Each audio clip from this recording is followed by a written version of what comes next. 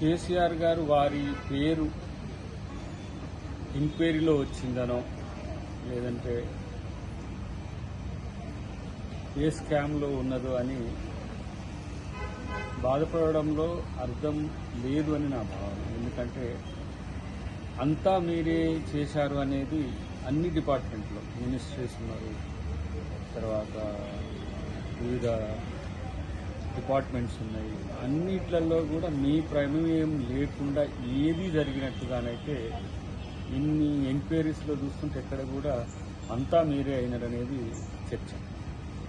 కాబట్టి నా పేరును బదనాం చేయడానికి ప్రభుత్వం పనిచేస్తుందనడంలో తప్పు.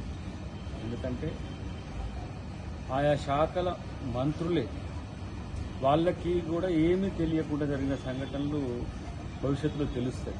ఎందుకంటే ఇప్పుడు ఎంక్వైరీ ప్రాసెస్లో ఉన్నప్పుడు దాని మీద కామెంట్ చేయడం అనేది కాదు.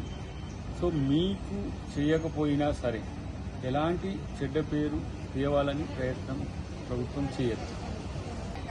ఒకవేళ మీరు ఎలాంటి సంబంధం లేకున్నా ఎవరైనా అధికారులు లేకపోతే ఇతరత్ర ఎవరైనా వాటి మీద కనుక తప్పుడు ప్రచారం చేస్తేనో మిమ్మల్ని డిఫేమ్ చేయాలని చూస్తే మీరు చట్ట ప్రకారం వెళ్ళొచ్చు.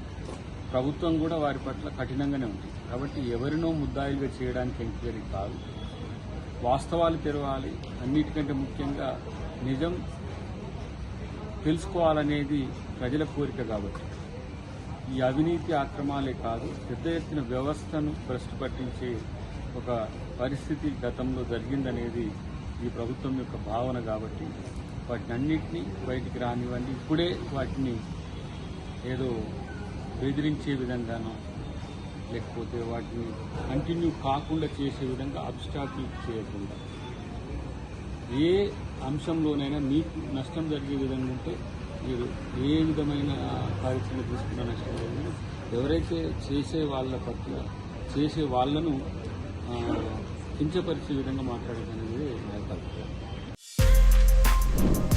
For more videos like this, subscribe Big TV channel.